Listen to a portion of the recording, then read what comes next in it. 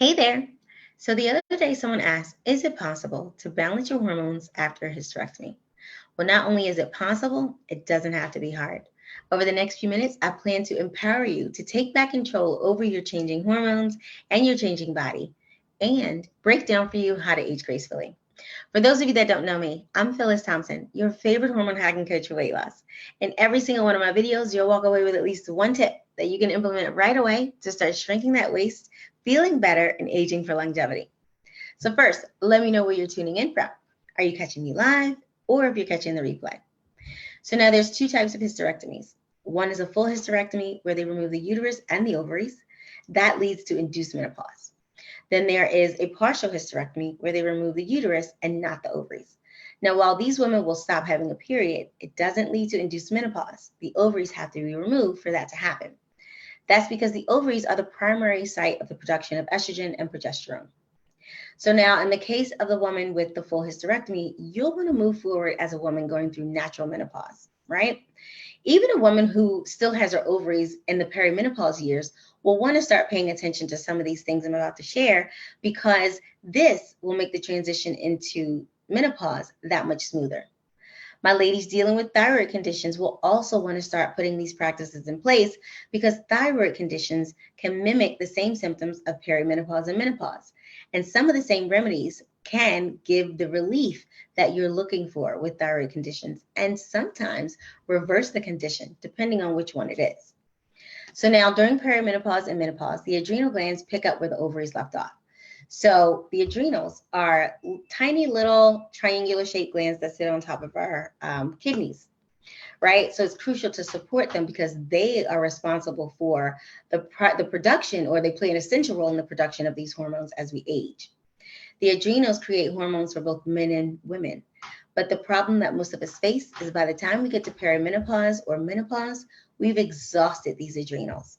That's because we live in a high stress, fast paced society that's go, go, go, got to do all the things, especially us women, which will exhaust the adrenals. And it's actually known as a term called adrenal fatigue. But adrenal fatigue is not a medical condition per se. It's really the consequence of overworked adrenals, which is more of a signaling problem when they stop responding to the signals to make cortisol in response to stressors. Women with overworked adrenals have reported more severe symptoms throughout perimenopause. So it's essential to take care of our adrenal health because these glands, if they're not functioning properly, it's going to make the transition into menopause that much more challenging. This is why every phase of my program is designed to support healthy adrenal function. Because think about it, if your ovaries aren't there to do what they do, or they aren't producing the hormones you need to feel good and stay slim, if we start asking the adrenals to pick up where the ovaries left off and they've been working overtime, they're going to look at you like the girl who's been working double shifts for a week and you ask her to pick up one more shift and she's like, no, I'm going home. I'm exhausted. You like my little example there? Anyway, one of the most significant ways to support the adrenals is through good nutrition, right? We want to keep balanced blood sugar and keep our cortisol levels in check.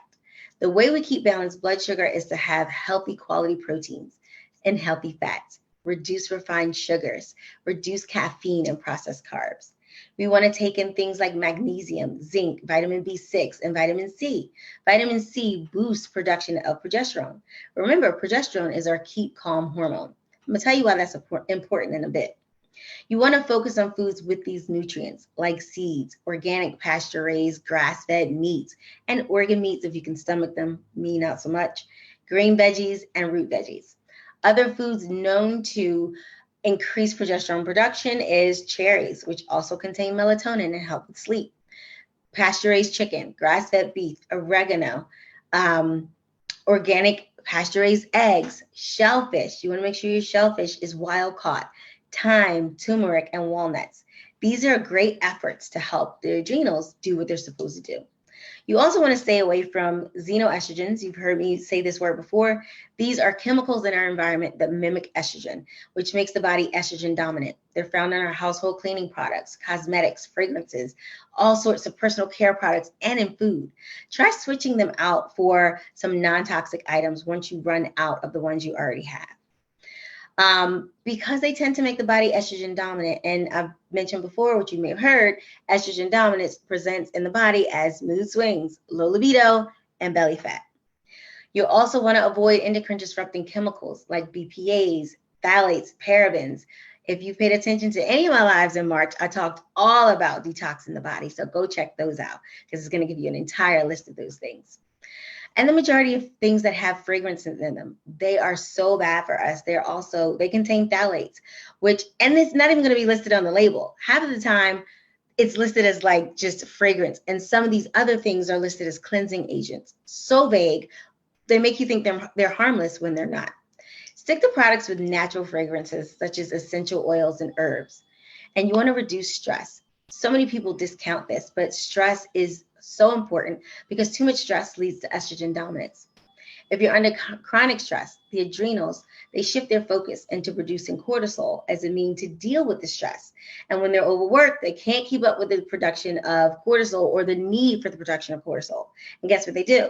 To make up for that, they take progesterone, remember, your keep calm hormone, to convert it to cortisol, which makes you have low progesterone levels, makes you estrogen dominant. How does this present in the body? Heavier periods, irregular cycles, bloating in the abdomen, swelling and painful breasts, and migraines. So find ways to de-stress. Find ways to relax, a hot bath, a relaxing walk, meditation, yoga. It is essential.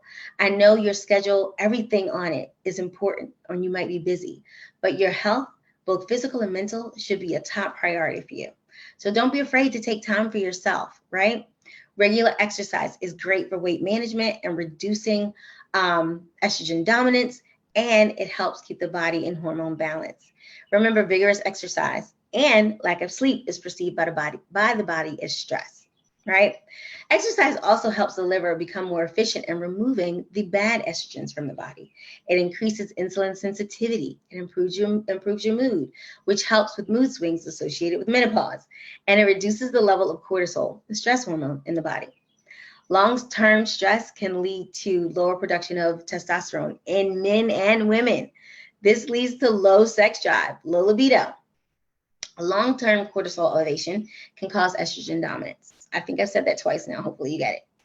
This is also important for the ladies dealing with thyroid disorders because if you're high stress, if you have high cortisol, this makes it hard for your body to produce thyroid stimulating hormone, which means you don't have enough to activate the production of T4 to be converted to T3, the active form of thyroid hormone. And your body is going to prioritize creating cortisol over thyroid hormone. Okay, that was a lot, I know. But if you're just looking for a plan, then all you got to do is follow it to weight loss and symptom relief. Just drop me a line below, or you can message me, and we can discuss if my hormone hacking for weight loss program is a good fit for you. I hope you found that helpful. Until next time, ciao.